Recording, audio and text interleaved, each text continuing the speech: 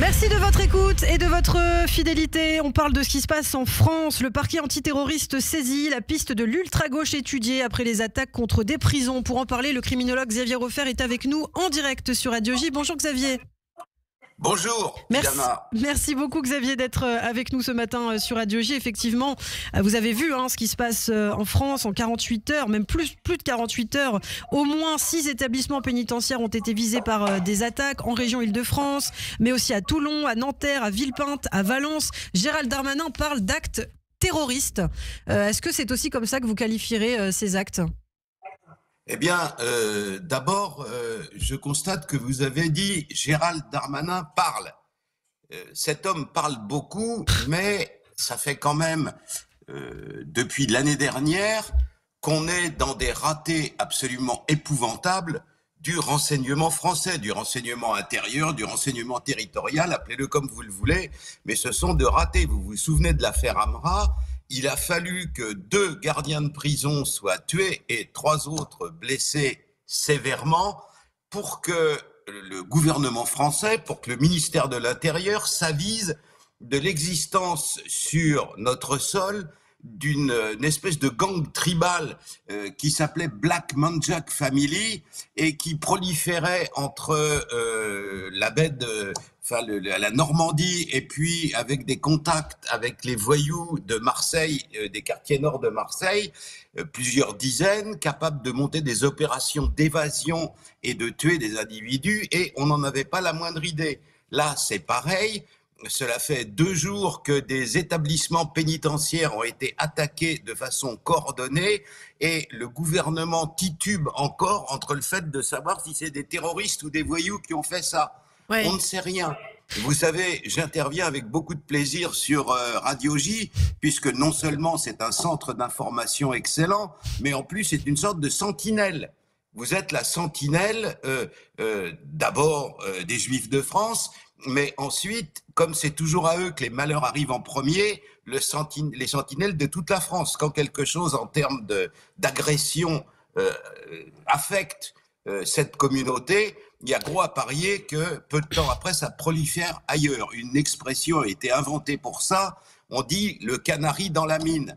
Alors, je m'adresse là à vous pour vous dire que ce qui s'est produit de manière coordonnée dans l'idée de frapper les centres de détention français et les gens de la pénitentiaire, oui. Et il est aussi facile de considérer que ça peut se produire demain matin avec une autre communauté ou d'autres gens, voyez-vous ce que je veux dire. C'est pour ça que c'est une affaire très grave. Alors savoir comment monsieur machin ou monsieur truc qualifie ça, oui. C'est peu important. Alors, par ailleurs, le fait est que oui. Personne n'a rien vu venir. Alors c'est vrai, Gérald Darmanin parle beaucoup, vous le dites, lui il a fait plusieurs déclarations hier quand même, il pense qu'il pourrait y avoir un lien avec la lutte contre le narcotrafic que mène le gouvernement. Est-ce que vous pensez qu'il y a un lien justement avec cette lutte-là, Xavier ?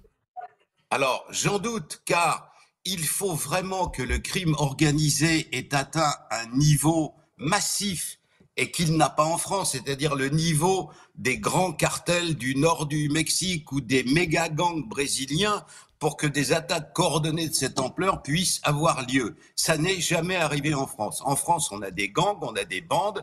Les gangs et les bandes en question font leur petit travail dans un coin, chacun pour soi. Ils sont capables de se coordonner pour une livraison de drogue, mais guère plus. Et à la suite de quoi ?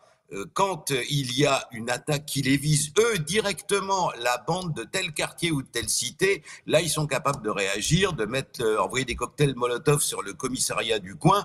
On en est loin, on est une opération coordonnée au niveau presque de toute la France. Donc, d'après moi, s'il faut chercher, il faut chercher plutôt du côté des groupes anarchistes. J'ajoute sur les groupes anarchistes en question qu'ils multiplient depuis des années des opérations quasiment de terrorisme sur le territoire français.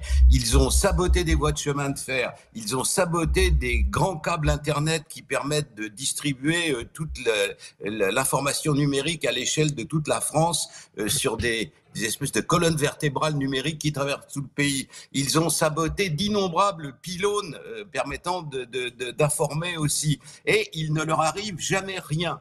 Ce gouvernement, et depuis l'arrivée de M. Macron, l'extrême gauche est considérée un peu comme je sais pas, des sortes d'alliés objectifs ou autres, et il ne leur arrive rien. N'oubliez pas, Ilana, que ces gens-là sont aussi de fervents soutiens de la cause palestinienne, dans ce qu'elle a de plus extrême. Bah, c'est pas nouveau, hein. C'est vrai qu'on l'a vu à travers l'histoire, l'ultra-gauche qui s'est déjà liée à des organisations terroristes. On l'a vu pendant les attentats de Munich, on l'a vu à travers l'histoire. Là, ce qui est inquiétant, c'est que ce sont des personnes qui peuvent se procurer très facilement des armes, des kalachnikovs notamment, Xavier.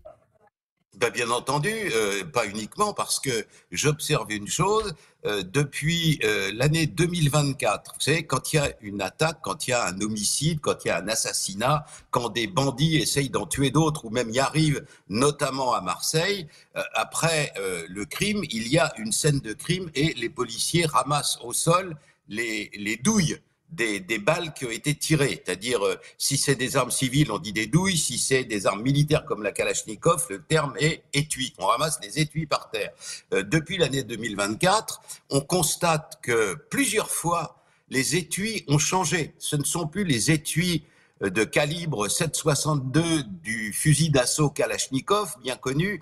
Ce sont des étuis de calibre 5,56, c'est-à-dire des armes du calibre de l'OTAN. À l'heure actuelle, l'armée française tire des balles de calibre 5,56.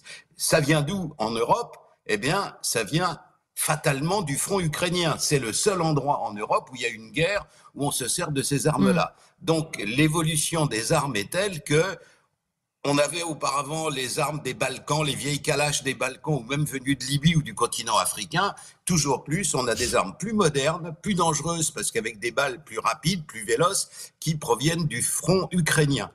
Alors aujourd'hui, Xavier, concrètement, comment la France, comment le gouvernement doit réagir? Quelle est la priorité pour mettre fin justement à ces attaques, si c'est possible, évidemment? Eh ben, convoquer d'abord les chefs du renseignement en leur disant comment se fait-il que vous n'avez rien vu venir? Comment se fait-il que pour l'affaire Amra, des gens aient pu pendant des semaines, voire des mois, faire un travail de renseignement, communiquer entre eux, tout ça pour faire s'évader un criminel dont on n'avait même pas idée de la dangerosité? À chaque fois, le gouvernement français réagit a posteriori. Il réagit après et une fois que le drame est fait. Vous savez, au Texas, l'imaginaire des gens et celui des cowboys, il y a une expression qui dit on ferme l'écurie, l'étable à clé une fois que le cheval a été volé. Eh bien, c'est ce qu'on fait en France. Là, après le drame, après que... Alors, imaginez les gens de la pénitentiaire. Imaginez des gens qui doivent aller travailler aujourd'hui, là, ce matin même, pour garder en prison et faire en sorte qu'ils ne s'évadent pas des individus très dangereux. Et les gens en question, leurs voitures brûlent. À l'école où on les forme, les voitures ont brûlé sur le parking. Enfin, les surveillants de prison, c'est pratiquement 20 000 personnes en France. Vous avez 20 000 personnes qui se demandent si le gouvernement de la République les défend bien. Et puisqu'on est sur Radio J, j'ajoute que ces gardiens-là, ces surveillants-là, gardent aussi prisonniers des terroristes qui se sont livrés aux attentats les plus odieux. Je ne vous fais pas un dessin, à partir de 2015. Alors, c'est vrai, vous dites, on pourrait être mieux informé finalement. Le gouvernement pourrait avoir des services de renseignement plus performants. Mais là, on voit par exemple pour ces attentats, on peut le dire, hein, contre ces prisons, qu'on a utilisé le canal Telegram, qu'on utilise notamment des canaux de discussion qui sont compliqués à décrypter. Et ça aussi, c'est un autre problème, Xavier. Ben,